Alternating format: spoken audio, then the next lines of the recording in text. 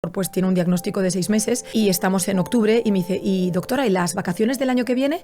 Y tú piensas, pero si le acabo de decir, ¿esto os pasa? ¿Y por qué crees que pasa? O sea, es increíble el ser humano, ¿no? Respondo, claro, o sea, claro. O como llegue al cole y una me diga que hay que llevar un patuco azul, es que en vez del amarillo que has traído, la katana, o sea, no puedo más.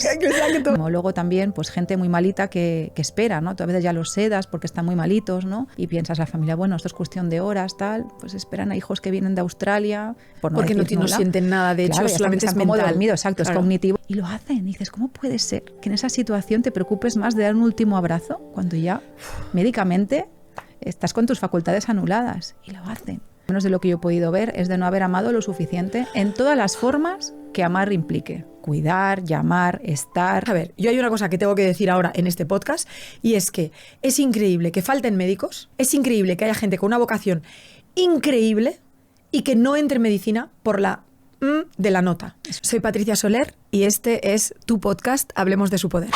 Y hoy tengo la suerte de tener conmigo a Eva Muñoz, que es una doctora oncóloga del Hospital Vallebrón. No solo eso, ella y yo nos conocimos hace 3 años ya, y para mí una persona con una energía increíble, o sea que hoy no vamos a entrevistar a esa persona que lleva la bata, vamos a entrevistar a esa persona que está detrás de la bata, esa persona que no solamente pues cura el cáncer, sino que esa persona que acompaña, que está presente y que está ahí con sus pacientes.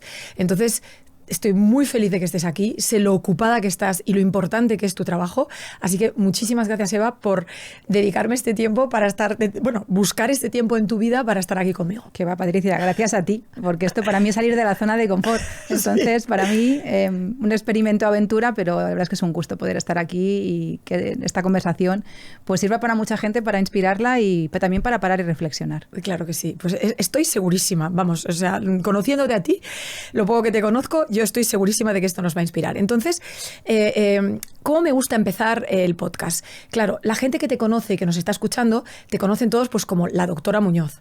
Y a mí lo que me gustaría es saber, si tú no tuvieras que presentarte diciendo que eres la doctora Muñoz y que eres oncóloga, etcétera, ¿cómo te presentarías? Pues yo me presentaría primero como persona, ¿no? Creo que esto es algo que no tenemos que olvidar y que a veces cuesta, ¿no? Muchas veces, ¿no? La doctora Muñoz se piensa que porque tienes un título o eres un cargo o tienes, ¿no?, una posición X en algún sitio, eres más que alguien. Pues una persona que trabaja, que tiene una familia, que soy mamá de 2 hijas, que trabajo en un hospital, sí, y que obviamente pues hago el trabajo. Y también creo que, bueno, y más allá de lo que es el trabajo y esto, pues yo soy una persona que con mucha curiosidad, muy inquieta, que me llama mucho la atención muchas cosas y que creo que siempre intento pues un poco estar pendiente también del entorno que tengo y sobre todo de la gente que tengo alrededor. Perfecto. Además te conozco, lo que te conozco yo, sé que eres así, sé que eres curiosa y sé que tienes muchísima energía. Ahora vamos a ir vamos a empezar por orden. Entonces me gustaría preguntarte, ¿quién era Eva niña? Esa niña, ¿por qué de repente, cuándo empezaste a pensar que querías ser médico?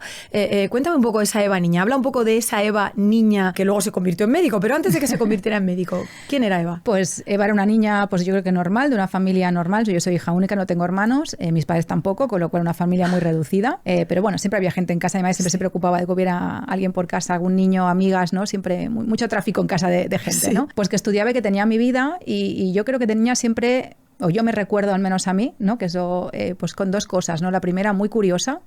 Y siempre me ha gustado mucho el mundo académico, estudiar, ¿no? La que me encantaban las tiendas de los bolis, los lápices, ¿no? Mi estuche, mis carpetas, todo organizado. De acuerdo, esa sensación, el olor ese, sí, de los lápices. Pues a mí esto me ha encantado siempre desde pequeña. Y luego también muy pendiente del entorno. Yo me recuerdo ya de niña muy pendiente de los demás, ¿no? Conocer a todo el mundo que tenía en el aula, cada uno lo que le pasaba, o sea, como muy inquieta en estas 2 partes, ¿no? Y luego, pues bueno, yo me recuerdo como muy buena. O sea, yo, ¿no?, era la típica niña que hacía caso, ¿no? Que, ¿no?, todo en orden. Yo siempre le digo a mis padres, que me dicen luego que esto no es así, que han tenido mucha suerte, que se lo he puesto muy fácil, aunque luego ellos me dicen que no. Pero cada uno, esto es una cuestión de percepción, que es lo que decimos y siempre. El tema de la medicina que me preguntabas, pues yo no vengo de familia de médicos. De hecho, en mi familia más directa, no, pues ya primos, porque tíos no tengo, soy la primera que toca carrera universitaria. O sea que, pero sí que es verdad que mi madre siempre había verbalizado y verbalizaba que a ella le hubiese gustado poder estudiar medicina. Y en casa había libros de medicina, aunque no hay ningún médico en la familia. Y yo no sé si por eso también, pues yo también los curioseaba. Claro, sin darte cuenta, sí, lo has tenido ahí subliminalmente, sí, ¿sabes? Y has ido haciendo. ¿Y por qué oncología? Pues mira, cuando empecé medicina no tenía muy claro qué quería hacer. De hecho, yo quería ser pediatra porque a mí me gustaban mucho los niños, había hecho muchos campamentos con niños, monitora de cursos, de idiomas, de patinaje, de muchas cosas. Sí. Y a mí me gustaban mucho los niños y yo en mi cabeza pensé, yo voy a ser pediatra. Pero no, la verdad es que uno va estudiando, vas viendo, creo que también te vas conociendo, ¿no? Yo creo que ahora se trabaja un poco más las diferentes esferas de la persona. Antes no se nos trabajaba tanto esto y yo creo que te descubrías a ti mismo cuando ibas, ¿no? Haciéndote mayor y que te van pasando cosas en la vida. Y me di cuenta que había un tipo de paciente que me llamaba mucho la atención, que era el paciente oncológico. Yo me acuerdo en las prácticas de medicina que, bueno, claro, pues, es verdad que hacéis muchísimas prácticas, sí, y al final siempre me llamaba atención el paciente que estaba peor, ¿no? O el que tenía la peor noticia, o el que estaba más solo, o el que, y sobre todo, ¿no? El tema del cáncer me llamó mucho la atención. Y cuando empiezas a averiguar un poco, ¿no? Lo que son las diferentes especialidades, pues yo para mí oncología tenía una cosa para mí muy fascinante, y es que es muy variada, muy movida, muy dinámica, y entonces encontré un poco la mezcla de esa humanidad y esa ciencia, claro, que creo que me caracterizaba de pequeña, y pensé, tiene que ser esta. Y esta fue. Y esta fue, y suerte que han tenido todos los pacientes que han pasado por ti.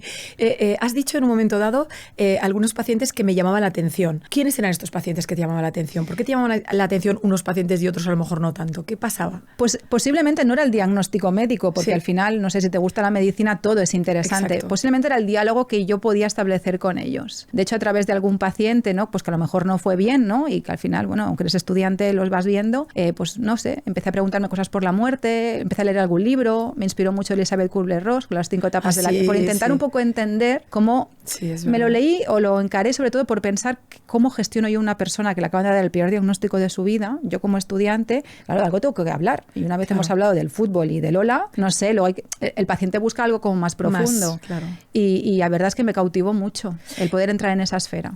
Claro, lo específico porque has hablado de Elizabeth Kubler-Ross, que lo que ella, como dijimos, escribió sobre la curva del duelo, ¿sabes? O sea, las etapas por las que pasamos cuando hacemos un duelo. Que de hecho yo utilizo mucho cuando doy clases de gestión del cambio, porque al final cuando cambiamos algo también pasamos un duelo. Pero muy interesante. Te quería hacer una pregunta también, porque precisamente ayer, que como te comentaba, estuve con la Sociedad Española de Oncología Médica trabajando con R5 y R4, dándoles una conferencia. Hubo uno de los comentarios de los oncólogos, que ya eran como tú, que ya llevaban tiempo trabajando, que me decían que a veces hay personas a las que les dais una noticia y parece que no la oigan. Me comentaba, por ejemplo, una doctora específicamente, Paula, me decía, es que a veces les dices, no sé, pues mire, lo siento, pero a lo mejor pues tiene un diagnóstico de 6 meses y estamos en octubre, y me dice, y doctora, ¿y las vacaciones del año que viene?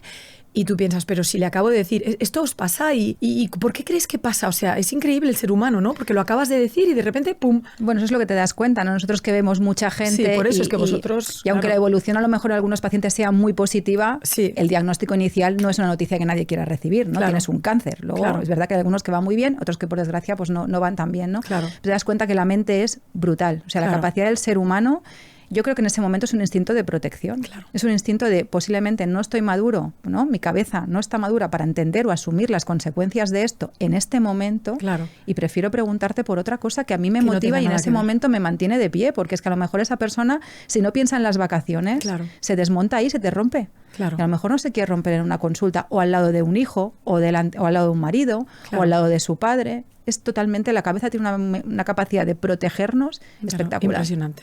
Muy bien. Y es que es increíble, ¿eh? Porque de verdad que cuando nos lo contáis, y supongo que la gente que nos está escuchando y algunas personas que a lo mejor no han pasado por esto piensan, pero ¿cómo puede ser? Y es, tenemos unos mecanismos de defensa que los utilizamos de esa manera. También te quería preguntar, vamos a ver, a nivel inspiración, alguien que tú digas ha sido tu inspiración, a nivel o vocación o a nivel humanidad, o alguien que te haya dicho, bueno, que te haya inspirado de una manera que has dicho, mira, es que quiero seguir a esta persona o quiero ser como esta persona. Alguien que se te ocurra. Mucha gente, porque al final yo siempre pienso que cuando somos personas tratando con personas, incluso de la persona que no quiere ser como ella, también es un aprendizaje. Y siempre se lo digo a mis hijas y a mis residentes y a toda la gente que tengo cerca que aún está en proceso, ¿no? Pues con más de crecimiento, ¿no? Pero a mí me marcó mucho mi abuela, que falleció hace 3 meses. A mí me crió mis padres, pero obviamente ella, éramos una familia muy pequeña, y es alguien muy humilde que viene de una aldea, literalmente. Ella nació en una aldea, en un pueblo de Galicia, vacas, caballos, cabras, y bueno, la vida le llevó a ir haciendo cosas y al final sin ningún tipo de conocimiento ni formación, pues desarrolló una vida pues súper completa y muy inspirada en la gente, ¿no? O sea, a mí mi abuela me enseñó mucho que cuidar posiblemente es la manera más bonita que tenemos de amar a las personas, ¿no? Claro. Y yo creo que es una persona que me marcó mucho. Y luego a nivel de medicina, pues sí que tuve varios profesores que me marcaron mucho, pero hubo una persona cuando yo entré en el hospital, que ya era residente, había sacado mi plaza de oncología, en contra de la voluntad de todo mi entorno, ¿no? ¿Cómo vas a hacer oncología? ¿Cómo te vas al Vallebrón? ¿Estás loca? ¿Y por qué te decían eso? Bueno, pues porque oncología, obviamente, no sé, inclusive la gente parece, a veces, claro, ay, dices, eres médico, sí, ¿a qué te dedicas? Eres oncólogo, y la gente ya le cambia la cara. Claro, y yo les digo, diciendo, no. soy simpática. No, digo, hombre, a mí mejor verme en un bar que en un hospital. Claro. Esto totalmente de acuerdo. Digo, pero que es súper bonita, que tiene cosas preciosas, como es el que va bien, pero acompañar a alguien a irse bien es precioso. Hay un trabajo ahí titánico para hacer con la familia, para hacer con el paciente y al final aprendes que es importante vivir bien, pero es súper importante irte bien. Claro. No solo por ti, sino por tu entorno. Claro. Y lo ves. Claro. Cuando un paciente se va tranquilo, se va bien, se ha podido despedir, ha podido interiorizar a su manera lo que está pasando, la familia hace un duelo mucho más fácil. Qué bonito. O sea, hay un trabajo ahí precioso para hacer, ¿no? Y os digo que es una especialidad muy bonita. Claro. Y me decías la persona que te ha inspirado Sí, a nivel pues cuando oncología. llegué aquí te asignan un tutor, Claro. ¿no? En el servicio, y a mí me asignaron, pues se llama Javier Cortés, es oncólogo, es médico y seguro que mucha gente del ámbito médico lo conoce, ¿no? Y yo me acuerdo que es que yo entré en el hospital y entrábamos 3 ese año. Era el primer año que entramos 3 residentes en oncología. Y mis 2 compañeros, mis 2 coRs, César y Irene, tenían una nota mucho mejor que yo. Yo saqué muy buena nota en el MIR, pero es que ellos tenían 2 cifras y yo ya tenía 3. Vale, ¿no? vale. O sea, ellos eran en rollo 50 y 90 y yo tenía un 700. Que claro, al lado de 18.000 personas era un numerazo, pero claro, yo no era ellos. No, claro, y ya claro. entré en el servicio como las 700 y pensé, ¿De verdad? O sea, ¿sabéis Sí, sí. exactamente Yo entré así. en qué posición entráis? éramos Esto es 3 y había 2 interesante. cifras y la 3 cifras. Y así entré yo, con la 3 cifras. 3 cifras. Y me acuerdo que me asignaron el tutor y pensé, bueno, primer día, ¿no? Todo el mundo ahí que me miraba y compara, bueno, esta a ver qué va a hacer al lado de estos 2. Y yo, o sea, me trató... Fue tan humano, o sea, hubo un clic tan brutal entre él y yo, conectamos muchísimo. Y a raíz de ahí siempre ha sido mi apoyo, me ha encantado la manera en que trataba a los pacientes, no solo desde el punto de vista médico, que es una persona súper inteligente y con un juicio clínico brutal, sino cómo los acompañaba. O sea, era el típico que estabas de guardia y venía a las 9 de la noche a ver un paciente porque le habías avisado que se estaba mal y que se iba a morir, ¿no? Y que te acompañaba y que cogía las familias y que siempre te decía, cuando fallece un paciente, si no puedes estar en el momento, llama por teléfono a la familia al cabo de unos días, ¿no? Ese acompaña hasta el final, que me marcó muchísimo. De hecho, somos muy amigos, es padrino de mi hija y para mí es como si fuera mi hermano. Yo tengo la suerte de ser hija única que elijo la familia. Claro, eliges los hermanos que Correcto. quieres, los tíos que quieres, los primos Exacto. que quieres. Muy bueno. Y, o sea, me decías, para mí es importante y me gusta enfatizar el hecho de que él en ningún momento te trató de forma diferente a los otros 2. Para nada. Al revés, Al te dio contrario. exactamente la importancia que tenías. Y yo muchas veces, si tú que eres mamá, y bueno, los que nos escucháis, que a lo mejor sois tíos, abuelos, lo que sea, muchísimas veces, sin querer, cuando juzgamos a un niño o a un joven que acaba de salir del MIR y que es el 700, le hacemos que se lo crea. Y con el trato que le damos, le hacemos que se lo crea. Y a una persona, como tú llegas, bueno, soy la 3 cifras, ¿sabes? Soy la última, que de repente te trate como, no, para mí eres importante, para mí eres igual de importante que los otros 2, has llegado aquí, pues eso es lo que importa. Pues yo creo que eso, fíjate, lo que te hizo a ti creer en ti y tirar para adelante. No solamente tu abuela, pero esta persona, este doctor, este tutor que tenía esta fuerza impresionante sobre ti. Es impresionante porque cuando pensamos, tú también has sido tutora, y cuando pensamos en ser tutor, como sabes, tú y yo nos conocimos en un curso de la SEOM que era para tutores, en el que yo pues os hablaba de cosas para motivaros y para deciros las cosas que son importantes para las personas a las que acompañáis. Luego iremos hacia el paciente, pero me gustaría preguntarte un poquito también, ¿cómo es esto de acompañar? Yo te contaba que ayer estaba con R5s y R4s, que a veces los ves que como que tienen mucho peso sobre sus espaldas, que a veces se encuentran como, ¿y ahora qué? ¿Y para dónde voy? ¿Y qué hago? El tutor tiene una posición súper importante. Cuéntame un poco tú cómo has vivido esa etapa tuya que has vivido como tutora y a quién crees que has podido ayudar y qué ha pasado. Cuéntame un poquito de esta etapa también. Pues yo creo que es como dices, yo creo que es una figura clave y a veces no le damos la importancia que realmente recae, ¿no? Porque es verdad que cuando intentas rascar mucho más allá de revisar, pues que hagan su hoja de ruta, ¿no? Que pasen por sus rotaciones, ¿no? Y solventar dificultades técnicas que puedan tener el día a día, cuando rascas un poco y los sientas y hablas, te das cuenta de que al final son profesionales como tú.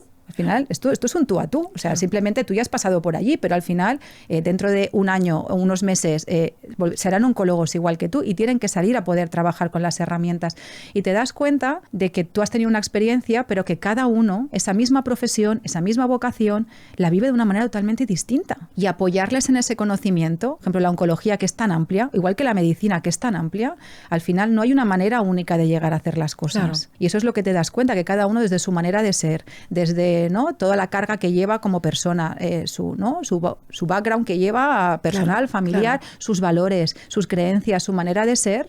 Hay muchas maneras de poder llegar allí y a veces tendemos a menospreciar algunas cosas y yo creo que es por el desconocimiento, porque a veces no dedicamos el tiempo a las personas que realmente merecen.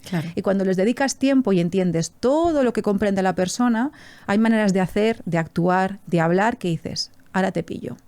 Ahora te pillo y al final lo que hay que dejar es espacio para que cada uno desarrolle esas capacidades, porque al final han llegado allí. Pues será por algo, ¿no? Sí, exactamente. No, exactamente. Lo que pasa, y ahora has tratado un tema importante, que voy a pillarlo así al vuelo. Y hablabas de esas capacidades.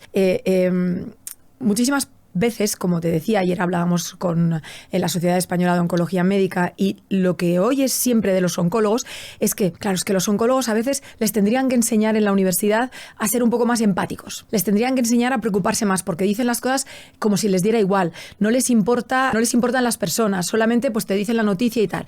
Esto es lo que se oye. Yo te hablo de lo que la gente puede decir. Luego lo que dice la gente para justificarlo, muchas veces, que podrían ser los mismos oncólogos o podría ser gente, no, claro, es que imagínate que tuvieran empatía y se llevaran todo eso a casa y tuvieran que sufrir por cada uno de sus pacientes, bueno, es que no sobrevivirían. Yo sé que tú has encontrado ese equilibrio y yo lo sé porque una de mis mejores amigas, que además ha sido tu paciente, ella me decía, sobre todo cuando hables con Eva, esto es una de las cosas que yo más admiro de ella y que a mí me hizo, das ganas de vivir, ¿entiendes? Y eso es posible, porque tú lo has vivido. Y de hecho, muchas de las personas que tal vez nos escuchen, que sean oncólogos también, es como decir, no es imposible tener empatía por el paciente. No es imposible ser un médico en el que, y yo no estoy diciendo que todos no lo hagan, yo solo digo que la mayoría es lo que se oye, se dice las cosas más fríamente, no se tienen a lo mejor en cuenta a lo mejor las consecuencias. ¿Cómo lo has hecho tú? O sea, Eva, sinceramente, ¿cómo haces para...? Porque tú eres una mujer empática, o sea, yo te conozco. ¿Cómo lo has hecho para sobrevivir en este mundo? Cuéntame un poco de esto. Pues mira, yo creo que es un aprendizaje. Sí. O sea, lo primero que tienes que darte cuenta es precisamente de esto. O sea, realmente tienes una persona en el peor momento vital, una persona con un entorno. Yo siempre digo, oncología es como pediatría. O sea, yo no hice pediatría, pero al final me llevo el paquete, ¿no? El niño con el padre y la madre y la abuela, o los abuelos, y aquí pues el paciente y la familia, ¿no? Y la verdad es que es una persona que está en el peor momento. Entonces es difícil no ser empático en esa situación. Decir, jolín, es que si fuera yo, es la peor noticia que me pueden dar en este momento, a mí y a mi entorno, que es lo que más quiero.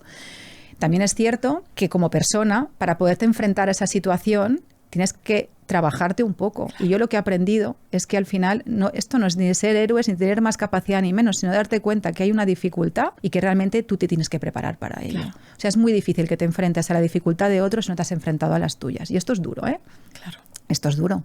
Esto es duro. Pero yo creo que si tú has trabajado, has buscado, intentas también ver tus limitaciones, saber hasta dónde puedes llegar, aquello que te preocupa, cómo tú enfrentas eso. O sea, claro. Si yo no me dijeran esa enfermedad, ¿qué haría? ¿Qué haría? Si me dicen que me muero en 6 meses, ¿qué haría? ¿Cómo me planteo yo mi muerte? Claro.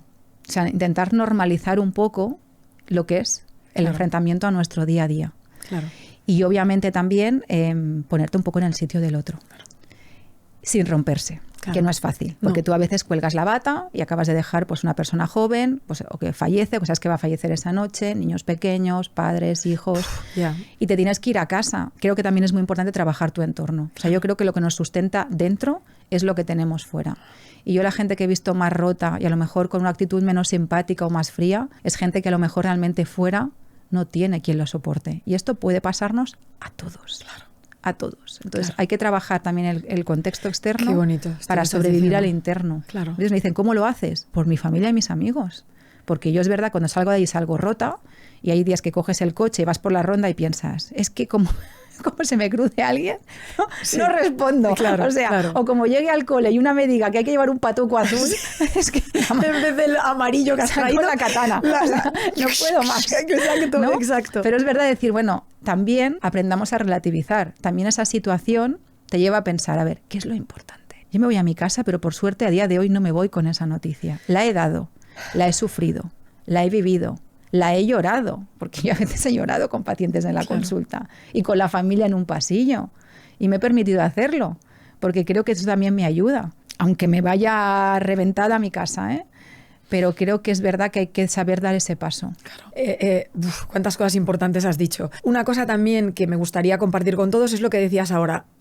Una persona que te encuentra por la calle en el momento ese que sacas la katana a lo que te puedan decir, tenemos que entender también a veces en la calle cuando nos encontramos personas que nos hablan de una manera o de la otra, no sabemos lo que le acaban de decir, la noticia que le acaban de dar, lo que le acaba de pasar, cómo le acaban de tratar. No justifico con eso que la gente sea maleducada o borde, pero tenemos que tener un poquito más, a lo mejor menos mecha corta de saltar a la mínima que las personas nos digan algo, porque no sabemos lo que han podido vivir y no sabemos ni lo que cargan. De hecho, en terapia se trabaja lo que te ha pasado de pequeño, ya no te digo lo que te ha pasado hace 3 horas, que te ha pasado de pequeño, cómo te ha afectado, cómo te ha podido impactar en el futuro, pero es muy bonito que digas, claro, yo cuando hablo de la empatía, cuando doy clases sobre la empatía, digo que hay 3 tipos de empatía. La primera es la empatía en la que tú eres capaz de ponerte en el lugar del otro. Entonces, yo puedo ponerme en tu lugar. Esto no quiere decir ni que te entienda, ni que diga, pues tienes razón, simplemente que soy capaz de ver por qué tú estás sintiendo esto. Luego está la empatía, la que me implica más, en la que siento tu dolor casi. Y luego la tercera es una empatía más social, más general. Pero claro, mucha gente se queda en la empatía, bueno, sí puedo entender que estás mal, pero bueno, no me voy a meter ahí porque yo no podría. Y tal como has explicado tú, otra cosa muy importante que has dicho, que también es para que la gente se inspire, es que lo que tú vives en el trabajo, que tu trabajo no es como cualquier otro trabajo, lo que tú vives en el trabajo lo compensas, ese dolor y esa dureza la compensas con lo que tienes fuera y con lo que tú cuidas y construyes fuera.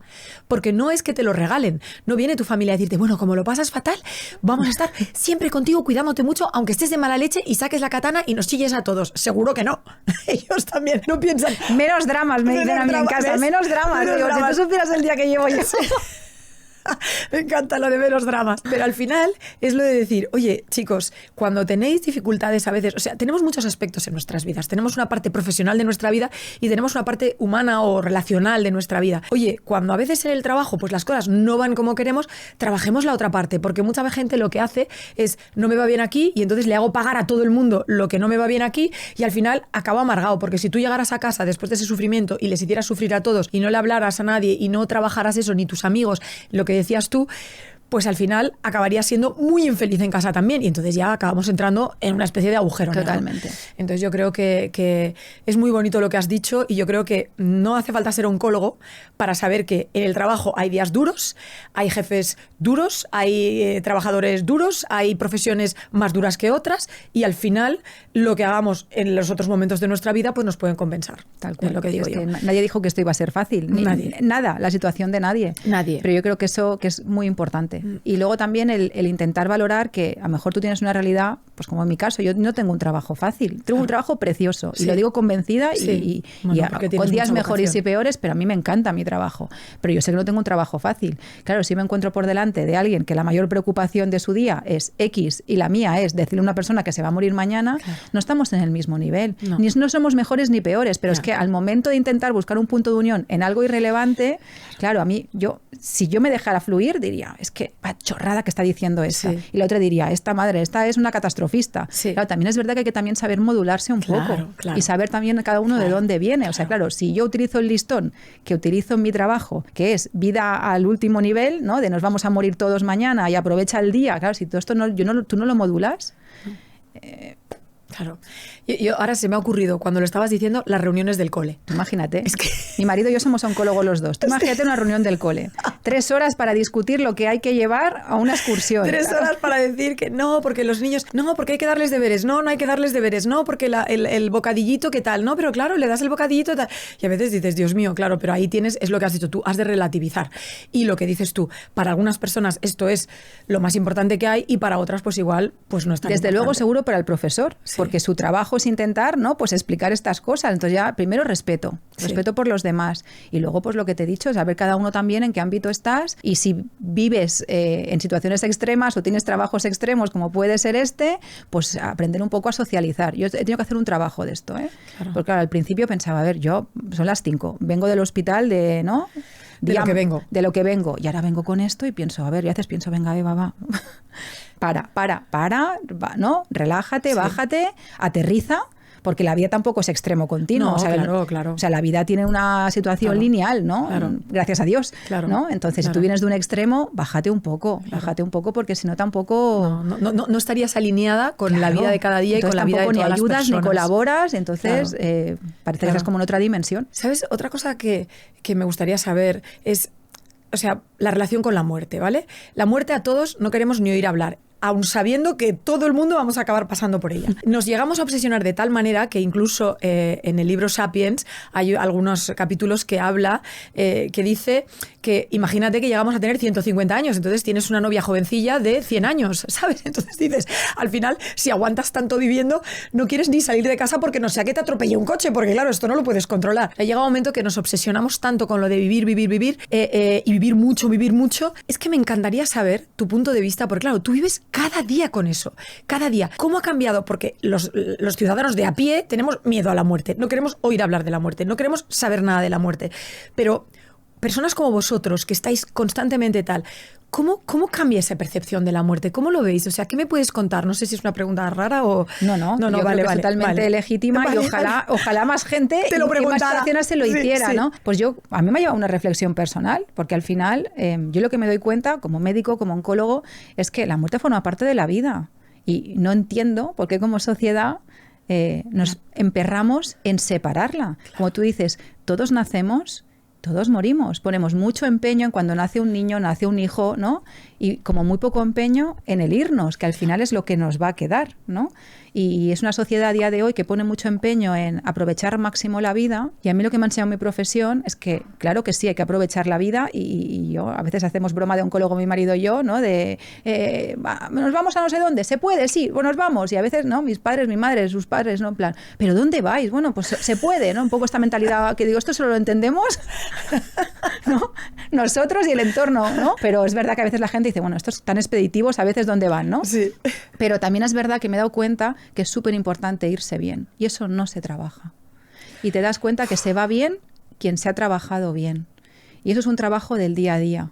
O sea, no puedes estar cada día pensando que te vas a morir mañana. No, hombre. Porque yo tampoco lo pienso. No, aunque mi trabajo me lo recuerde. Te lo recuerda cada día, que no yo puedes cuando ni cuelgo la escaparte. bata, cometo los mismos errores que los demás, me enfado por las mismas tontunas que los demás y digo las mismas chorradas que dicen los demás sin haber pasado 12 o 8 horas conviviendo con la muerte codo a codo, ¿no? Al final somos personas y lo que decíamos antes, la cabeza tiene protección. Claro. Pero sí que es verdad que yo creo que es importante trabajar la muerte.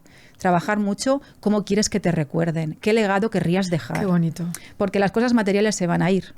Entonces, ¿cómo quieres que te recuerden? Y yo, de verdad, no siempre voy a funerales de pacientes, pero algunos sí que he ido.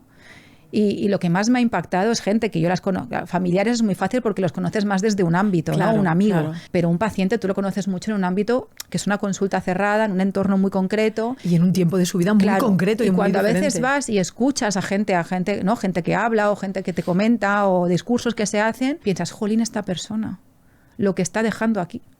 ¿No? El legado que ha dejado, cómo ha trabajado esto de manera que se le recuerda, ¿no? Esto hay una película que en casa, de hecho nuestro perro se llama Coco por una película, la película de Coco, sí, que solo muere quien no se lo recuerda, ¿no? Y qué bonita esta película. Cuando vi esta peli pensé, sí, no mueres si no te dejan de recordar, pero cómo te recuerdan. Claro. Qué importante es. Ya no es que te recuerden, es cómo te recuerdan. Porque aunque te vayas, quien te recuerda, si te recuerda bien, le eres una compañía aunque no estés.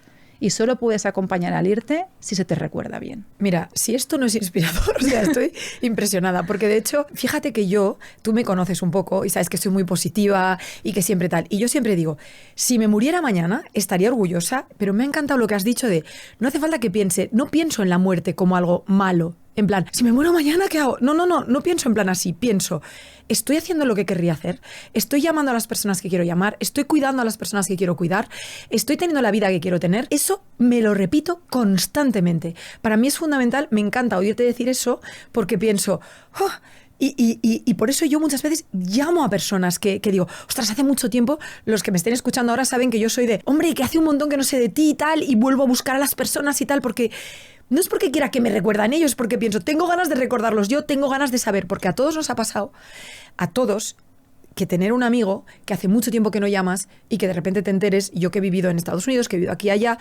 pues que ha fallecido, que ha habido un accidente, que ha pasado tal, y dices, no lo llamé aquel día, no hice aquello, no hice tal. Y ya sé que nos vamos a arrepentir, es lo que dices tú, es imposible. No creo que nadie esté en su lecho de muerte diciendo, no me arrepiento de nada. A ver, no me arrepiento de nada aunque haya hecho cosas malas. Seguro que hay alguna cosa, ay, si hubiera hecho. Pero fundamental. Yo hay un ejercicio, fíjate, que hago mucho, pero no digo si estuvieras en tu entierro, porque entonces es muy fuerte y la gente ya no estaría haciendo el ejercicio. Les digo que es el ejercicio de la jubilación. Entonces lo digo así. Y les digo exactamente lo que has dicho ahora. Y yo creo, ahora al decirlo tú, pienso que es una forma de trabajar la muerte también. Porque lo que les hago hacer es, imaginaos que estáis. Y ahora os invito a todos los que nos estáis escuchando que también lo penséis si no lo habéis hecho nunca. Imaginaos que estáis el día de vuestra jubilación y que sois invisibles, que nadie os ve y que todo el mundo está celebrando la jubilación, están esperando que lleguéis y están hablando de ti. Están hablando de ti, diciendo, oh, pues Patricia tal, pues mira lo que hizo, lo que dejó de hacer. ¿Qué te gustaría que dijeran? Pero les digo, no lo que dirían ahora, sino lo que a ti te gustaría que dijeran. Y ahí quiero que lo apuntéis en un papel. Quiero que apuntéis, que escribáis todo lo que os gustaría que dijeran. ¿Y por qué hago este ejercicio? Porque a partir de ahí tienes que mirarlo y decirlo, ¿y ahora me recuerdan así? Pues no. Yo quiero que me recuerden como alegre y estoy todo el día quejándome de todo. Quiero que me recuerden como una persona positiva y estoy todo el día diciéndoles esto no funciona, esto no funciona. Pues eso de alguna manera te tiene que inspirar, que tienes que empezar a trabajarlo ahora para que te influya después. Y es exactamente lo que has dicho tú. Es tu margen de mejoría, claro. ¿no? Es como una reflexión de decir, bueno, la imperfección forma parte de la vida. El ser humano no es perfecto, la vida no es perfecta, hay que aprender a vivir con ello, pero hay mucho margen de mejoría. Y entonces ahí es donde yo creo que se marca la diferencia. Claro. En esa actitud de querer mejorar, al menos intentarlo, que no lo conseguimos, pues a veces no es fácil. Claro, claro. Esto es lo mismo que cuando a mí me dicen a veces cuando estoy dando una charla o algo, a veces la gente viene y me dice, debe ser chulísimo vivir contigo, porque claro, con tanta energía y tan simpática y con tantas bromas, y digo, pregúntale a mi marido y a mis hijos y a la gente que me conoce. No soy fácil en muchas cosas, evidentemente, claro, porque también soy humana. O sea que bueno. Muy bien. Entonces, yo quería saber también si tienes alguna historia de estas, porque seguro que tienes muchísimas historias. Entonces, mira, me encantaría, yo creo que la gente le gustaría escuchar historias bonitas o alguna historia que tú tengas en el corazón más como que la has vivido. Y si no es una y si son más de una, pues más de una. Pero que me gustaría que nos contaras algo de las cosas que has vivido, que hay bonito también en todo eso que tú trabajas cada día. Pues la verdad es que son muchas. O sea, quedarme con una me parecería injusto por todos los aprendizajes, ¿no? Globalmente, posiblemente las historias que más me han impactado son de gente que dices, ¿cómo puede ser que en esta situación tan dura aún salgan cosas buenas? O sea, de esa persona se preocupe por alguien, te pregunte por alguien, ¿no? Se inquiete por alguien y dices, pero si es que yo en ese momento a lo mejor me focalizaría en mí, claro, ¿no? Y el ser humano es brutal. O sea, creo que en los peores momentos es cuando hace las cosas más grandes. Y esto es una cosa tremenda. Luego también me impacta mucho, por ejemplo, no sé, recuerdo la historia de una chica muy joven, 30 y pocos años, 2 hijas pequeñas. Trabajamos mucho el tema de morirse porque ella se había trabajado a sí misma y te dejaba, ¿no?, poder participar. Pues escribió una carta a sus hijas para cuando fueran más mayores y se casaban, dejó como varias cosas hechas. Con el marido todavía me escribo WhatsApps, nos felicitamos pues Navidades, ¿no? Y a veces en verano, ¿qué tal estás? Y estas niñas han crecido, han leído esas cartas y han seguido todo el expreso de su madre, las ha acompañado en ese periodo. Y a mí me impactó mucho esa chica tan joven, con esa madurez y esa capacidad, ¿no?, de decir, bueno, me salgo de mí y me focalizo en lo que más quiero, que son mis hijas y mi marido, en dejar las cosas hechas, ¿no? Y esto me impactó muchísimo. Luego también, pues gente muy malita que espera, ¿no? Tú a veces ya los sedas porque están muy malitos, ¿no? Y piensas, la familia, bueno, esto es cuestión de horas, tal. Pues esperan a hijos que vienen de Australia, dormidos con la medicación puesta, los abrazan, los miran, se van tranquilos, ¿no? Esa capacidad que tiene el ser humano, incluso habiendo perdido las facultades físicas, porque un paciente sedado, pues la conexión con el medio es poca, por no porque decir no sienten nada, de hecho, solamente es mental. Como dormido, exacto, claro, es cognitivo, pero no, tampoco cognitivo presente. O sea, al 100%. No deberían hablar, no deberían, ¿no? Claro. Y lo hacen. Y dices, ¿cómo puede ser que en esa situación te preocupes más de dar un último abrazo cuando ya médicamente estás con tus facultades anuladas? Y lo hacen. Y digo, si es que es brutal que el ser humano en el peor momento tiene la capacidad de priorizar al otro. Me estoy emocionando, no tenemos Kleenex, pero realmente cuando hablas de una madre, yo fíjate qué tontería, pero ¿sabes? Tengo 3 hijos, uno de 25, uno de 18 y uno de 13 mañana cumple. Y muchas veces, cuando eran pequeños, siempre pensaba, si me tengo que morir, que me muera un poco más tarde para que se acuerden de mí. Fíjate qué tontería, ¿eh? Pero yo siempre lo he pensado. O sea, broma de oncólogo. Por favor, así, es que yo siempre he pensado, por favor, que se acuerden de mí, porque cuando tenían 5 añitos digo, ahora me quieren mucho, pero no se acordará de mí. Y ahora, claro, empiezo a estar, y ya sé que vas a pensar, madre mía, pero como un poco más en paz conmigo misma. Tengo uno de 25 que tiene su vida, que ya lo veo tal, tengo uno de 18 que también tiene su vida y que también lo veo que está en su camino, y el peque que tiene 13, va a cumplir 13 mañana, pues pienso, ya se acuerda de mí seguro, entonces estoy como más tranquila. Es como decir, si me pasara algo, no tengo ese miedo, pavor de, ¿y si no se acuerdan de mí? ¿Y si no se acuerdan de mi cara o de lo que fuera? Es biología, es instinto de protección, pero ya te digo, el caso de esta chica que te comentaba, que yo en aquel momento mis hijas tenían 4 y 2 años, imagínate, o sea, tú oncólogo, viendo cada día esto, con niñas pequeñas pensaba, Dios, qué difícil, ¿no? Y ya cuando empiezas a tener pacientes más jóvenes que tú, ya ni te cuento. Y cuando tienes incluso, ¿no?, gente joven en tu consulta, dices, madre mía. Pues a mí esta chica me dio cierta paz, porque pensé, bueno, si la vida al final decide que yo no esté físicamente, tengo mecanismos para poder estar. Y esta historia me ha demostrado que se puede estar sin estar. Qué bonito. Y hay otra cosa que la gente, bueno, hay libros incluso escritos sobre esto por enfermeras, tal, que dicen muchas veces, y esto también creo que es muy inspirante porque lo oímos, esto pasa igual que cuando ves un accidente en la carretera y ya empiezas a conducir bien y no miras el móvil, ¿sabes? Hasta que se te olvida y entonces vuelves otra vez a hacer el tonto. Pero esto pasa, la gente que es mayor y está en su lecho de muerte, mayor, ¿eh? No te hablo de gente joven que al final casi ni les ha dado tiempo, o sea, es injusto, pero la gente mayor, que dices, están en su lecho sus últimas horas, sus últimos días, y a lo mejor es cierto esto de que hay mucha gente que se arrepiente, y si es así, ¿de qué se arrepienten más? O si tú has oído a algunas personas que te dicen, ojalá. Lo digo simplemente para inspirar a toda la gente que nos está escuchando a decir que no les pase llegar a esos momentos al final en los que se están arrepintiendo de nada. Sino... Sí que pasa, yo creo que, como dices, la persona pues que ya tiene una madurez y que tiene una experiencia y una vivencia, ¿no? Hace una revisión de vida. Hay quien la hace verbalmente en voz alta, y yo estoy convencida que mucha gente la hace en voz baja y no lo dice. Yo creo que de lo que más se arrepiente el ser humano, al menos de lo que yo he podido ver, es de no haber amado lo suficiente en todas las formas que amar implique. Cuidar, llamar, estar, no sé. Yo creo que es de lo que más nos arrepentimos, de no habernos dado más. Todo, y tener una sociedad que evoca mucho al egocentrismo. Totalmente. Con lo cual, esto lleva, a lo mejor, a si no hay un trabajo previo, a tener un final un poco esquizofrénico. Porque claro, si tú te has dedicado a autocultivarte y al final la revisión de vida pasa por plantearte si podías haber hecho algo más, pero no era por ti, por tu entorno, por los demás, ¿no? Desde lo más pequeñito hasta a nivel sociedad, ¿no? Si podía haber contribuido más, ¿no? Claro. Yo esto lo vi con mi abuela. Mi abuela falleció de 3 meses. Yo estuve con ella, la sedé yo. Lo siento mucho, no lo sabía. No, tranquila, nada, la vida. Y agradecida de haberla podido tener tanto tiempo años conmigo. Y lo vi con ella. Te digo, una persona con un nivel sociocultural pues bajo en cuanto a formación. A nivel de vida, yo siempre digo que cum laude, porque al final es verdad. Eso es lo que es. Que es lo que es, ¿no? Y yo lo vi muy claro con ella. Al final ella se despidió tranquilamente y todo el rato el runruneo era nombrarte gente, personas, situaciones y pensar si ella podía haber hecho más. Y ella, que es ya una persona que había hecho mucho, que había dado mucho y que de hecho era un ejemplo para ti, y tú eres así muchas veces por tu abuela. Imagínate. Y pensar en esto. Es curioso lo que dices. La sociedad nos lleva a una especie de centrarnos en nosotros mismos, tener más, y ahora la casa, y ahora quiero esto más y tal. Es curioso como, y lo sabemos, porque además es que lo sabemos. Sabemos que al final la gente se arrepiente de no haber estado más con los demás, de no haberse dedicado más, de no haber perdonado, de no haber pasado por alto chorradas, hermanos que no se hablan, situaciones, padres, madres, hijos, y seguimos haciéndolo. Y la sociedad nos sigue empujando hacia eso. Y la publicidad, y los programas, y las cosas, nos siguen empujando hacia eso. Es curioso cómo, sabiéndolo, porque es que lo sabemos, es 1 más 1, 2. Que la generosidad, entendida como no darte a los demás, eso no vende. Eso no genera marketing, claro. Eso no genera negocio. Lo que genera negocio es que tú consumas y que esa insatisfacción propia del ser humano, porque el ser humano es un insatisfecho por necesidad a muchos niveles, pues esa insatisfacción la vaya llenando de cosas que no te acaban generando esa sensación. Claro. En cambio, el darte a los demás, el ser generoso, la generosidad es compartir. Si compartimos no consumimos más, sino que lo que tenemos lo repartimos, ¿no? A todos los niveles. Exactamente. Y es verdad que es un poco como un contraorden. Claro. Hay muchas cosas así que son contradictorias, es lo que dices tú, la generosidad no vende.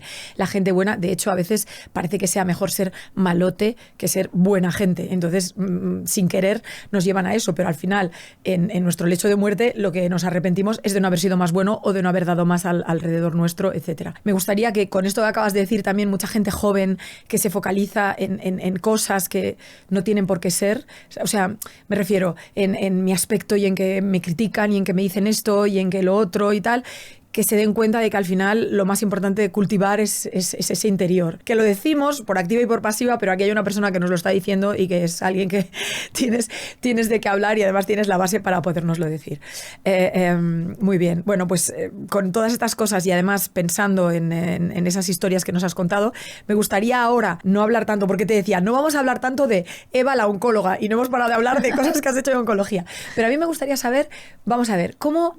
¿Qué le llena a Eva fuera de...? Ya has dicho que tienes tu familia y tal, pero yo creo que me cuentes más, que me digas más cómo haces ese mecanismo, porque mucha gente que igual te escucha, que no es oncólogo, pero que dice, pero es que es verdad que yo...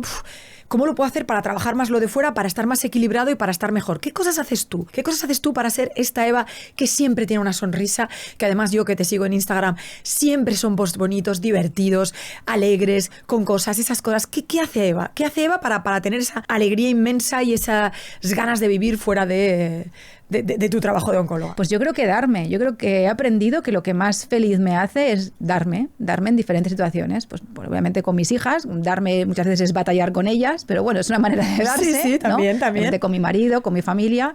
Pues mira, por ejemplo, yo sé que siempre estoy metida en líos. O sea, yo qué sé, hay que montar un cumpleaños. ¿Quién lo monta? La Eva. Hay que comprar un regalo. ¿Quién lo compra? La Eva. Mis hijas patinan. ¿Quién es la presidenta de patinaje? La Eva. No, o sea, pero es que me encanta. O sea, he aprendido que me gusta mucho hacerlo así. Pues a mí esto me llena, ¿no? El ver, pues yo qué sé, pues que se monta una cosa y sale y que de una iniciativa se beneficia muchísima gente. Me da igual que sean las niñas de patinaje que la del cumpleaños, que, no sé, me hace feliz ver estas cosas. De hecho, me ha costado mucho, y esto lo he aprendido con la edad, hacer cosas solo para mí. Claro. O sea, yo encontrar una chorrada, un hueco para ir al gimnasio, yo no lo veía durante mucho tiempo porque pensaba, con la de cosas que hay que hacer, con la de cosas que se pueden hacer, voy a estar yo ahí ahora para mí misma allí. Claro. Bueno, pues he aprendido a ir y pues mira, también tengo mi grupo y también hago mis cosas ahí en el gimnasio. O sea pero yo creo que lo que más me hace feliz, más que hacer cosas concretas, yo no tengo una... ¿Qué afición tienes? Pues una en concreta en este momento, pues no la tengo porque como siempre voy de lío en lío, claro. mi afición, meterme de lío en lío. De hecho, mi padre siempre me lo dice, o sea, es que siempre estás metida en bollos, le digo, pues tienes razón, pero es que no es hacerlo de otra manera. Y he aprendido que esto es lo que más me gusta y es lo que más me hace desconectar. Claro. Por ejemplo, el patinaje, que me ha ocupado y me sigue ocupando, mis hijas patinan las dos, yo ya he patinado, a mí me gusta el patinaje, yo no patino, obviamente, pues me encanta. Y ahora diseñamos un maillot, no he parado, y ahora hacemos una bandera, y ahora hacemos un de esto, y ahora vamos a una competición, y ahora montamos una cena, y ahora, a mí esto me encanta. Te encanta. A ti lo que te gusta es estar en la salsa y haciendo cosas y tal. Sí, pero no para mí, porque para mí, o sea, me da la satisfacción un cuarto de hora. Cuando llevo un cuarto de hora pienso, ya. ¿Esto en quién repercute? En mí. Pues ya está bien, ¿eh? Claro. Pero te tienes que cuidar igual. Sí, y tanto. Y esto es una cosa que tengo que aprender. Que es verdad que esto es uno de mis grandes aprendizajes. De hecho, a veces pasando por situaciones que ojalá no tuviera que haber pasado, pero me he pasado de rosca y pues he acabado pues en urgencias o en algún sitio por no cuidarme lo suficiente y aprenderlo a posteriori, ¿no? Y aprender también un poco a poner líneas rojas, ¿no? Claro, porque además esa empatía que tú tienes, que la repartes así gratuitamente y con una generosidad impresionante, esa empatía que tú tienes, al final también hay que tener cuidado porque tienes que trabajar tu autoempatía y pensar que tú también eres. Hay una cosa que digo yo siempre, que es antes de decir que sí a los demás, asegúrate que no te dices que no a ti mismo. Es que si no te cuidas a ti, es lo de la mascarilla de oxígeno que nos dicen en el avión. Ponte la mascarilla tú para poder respirar y luego ayuda a los demás. Porque claro, si vas ayudando a todo el mundo, al final te quedas sin aire tú. Y eso sí que es importante. Que te acuerdes, ¿eh? Ahora te estoy haciendo yo de coach. Me lo trabajo.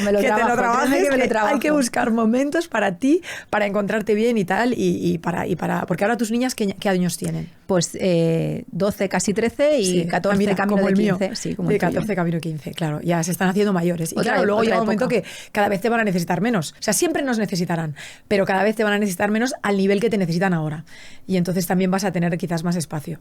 Y hablando de tus niñas, ¿cómo viven ellas esto de tener dos papás oncólogos en casa? ¿Tú las ves que tienen ganas, porque a veces pasa esto en casa, lo viven tanto en casa que no quieren saber nada, o al revés, ¿cómo lo viven ellas esto de tener un papá y una mamá? Yo siempre le digo a mi marido, algunas veces le digo, pobrecillas en el sentido de porque en casa, pues obviamente, ahora no trabajamos en el mismo sitio, hubo una época que sí que trabajábamos, intentamos en casa desconectar, pero es difícil, porque al final, es que incluso buscando segunda opinión, oye, mira, que tengo este paciente, ¿tú qué harías? Tal no sé qué, claro, en casa continuamente oyen cosas de medicina. Se me ha muerto una, la no sé quién se va a morir, y yo pienso, estas pobres crías. Ay, claro. Pero mira, justo con lo de mi abuela pensé, pues bien, no lo hemos hecho mal, porque pensé, a ver, estas cómo lo encaja. Mi abuela las ha criado, mi abuela ha estado en casa, les ha hecho las papillas, las ha cuidado, trabajando tanto, la han visto cada día, la han acompañado, la han visto ponerse malita, quisieron estar allí cuando ella falleció, la mayor en último momento no, la pequeña pidió estar, y el día del tanatorio estuvieron, la pequeña pidió estar, y la quisieron abrazar y besar, ya en el tanatorio, o sea, quiero decir que pensé,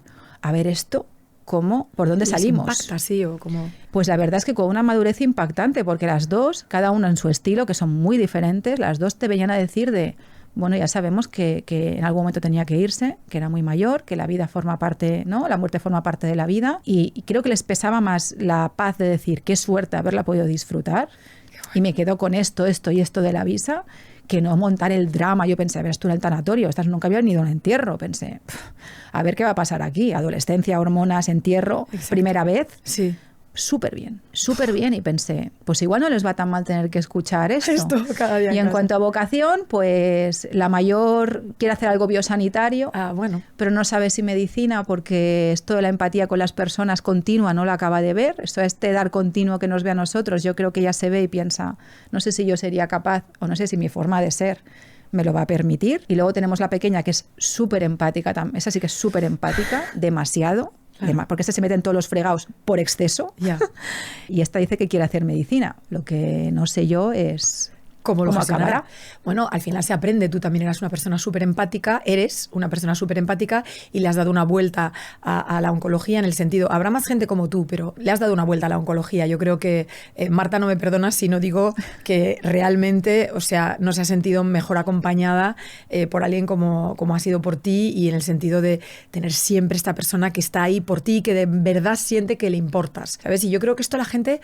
En un mundo, como decías tú, en el que vivimos con muchos egos, con mucha gente centrada en sí mismo, cuando tú ves a alguien que de verdad está contigo a gusto y dándolo todo, es realmente, o sea, vamos, es un regalo, ¿sabes? Entonces, para mí es algo muy importante. Entonces, ahora, Eva, de ahora... Eres joven todavía, tienes un montón de vida por delante. ¿Qué te gustaría hacer? Ya sé que obviamente eres oncóloga, pero ¿qué proyectos tienes o qué te ilusionaría? ¿Hacia dónde te gustaría ir? Pues mira, la verdad es que como te decía antes no nos trabajaban tanto las capacidades. No. Yo me he dado cuenta con la edad que podía haber hecho muchas cosas. O sea, eso me gustaría hago saber. lo que me encanta y me gusta hacerlo. Sí. ¿Volvería a hacerlo? Creo que sí, pero me he descubierto de mayor con otras habilidades, otras capacidades que he pensado, pues hubiese hecho esto, a lo mejor también lo hubiese hecho bien, ¿no?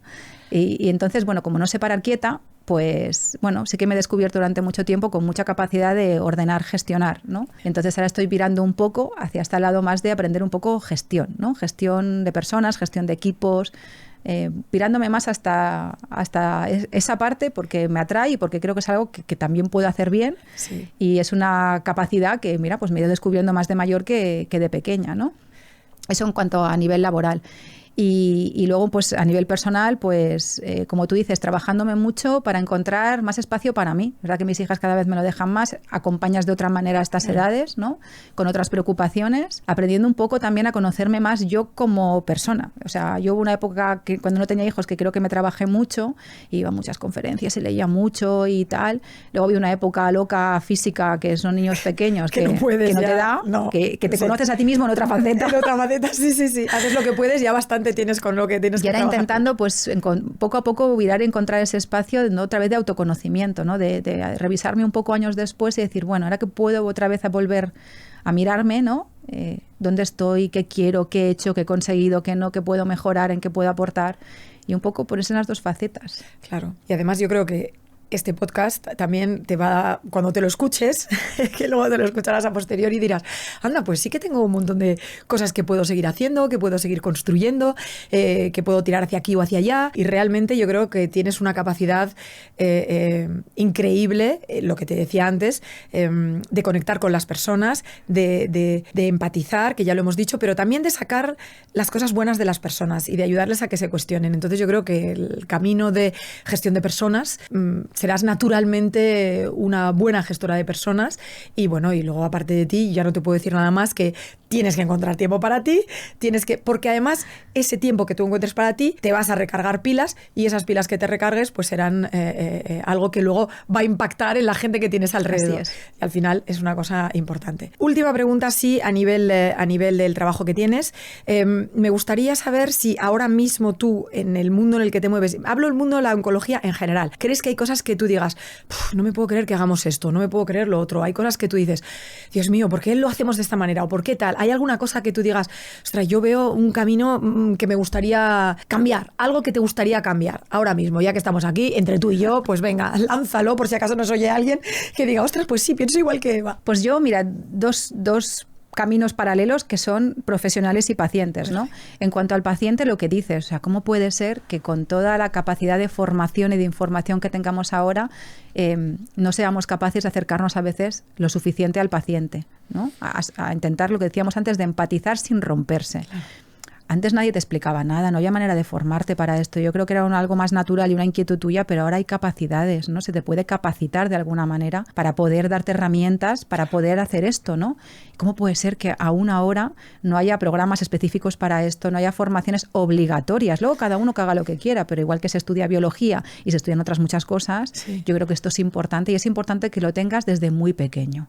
Porque al menos si te abren este camino, tú luego decidirás seguirlo más o menos, pero al menos tienes el conocimiento de que hay una posibilidad. Y es lo que hablábamos antes, ¿no? A veces ves residentes que están a punto de acabar y les da pánico y no saben ni por dónde empezar, ¿no? ¿Cómo me relaciono con el paciente? ¿Cómo le hablo? ¿Cómo le miro? Claro. ¿No? ¿Cómo me gestiono? Pues esto una parte. Y luego en cuanto a profesionales, pues también trabajar un poco lo que es cómo gestionarte tú delante de esas situaciones.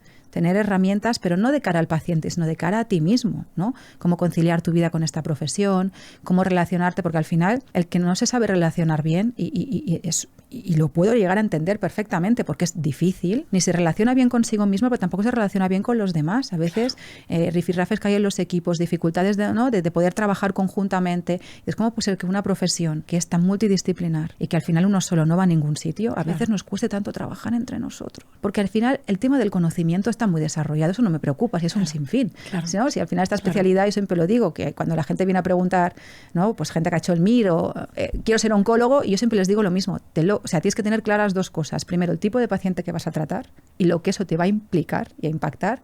Y segunda, esto es un no parar. O sea, esto no es otra especialidad que las novedades salen cada 5 años. Aquí cada mes, estudio continuo, formación continua, moverte continuamente. O sea, si no tienes una inquietud intelectual y un ritmo acelerado, a lo mejor te abruma la especialidad. Entonces tienes que tener un poco esas dos partes, ¿no? Claro.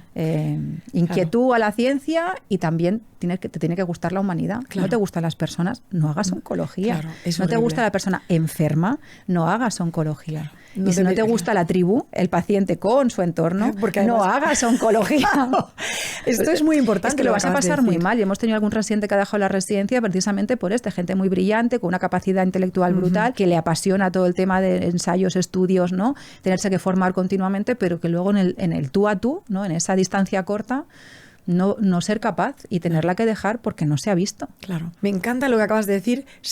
Porque claro, cualquier otra especialidad igual ves al paciente solo. A ver, o dormido. Si yo voy o dormido.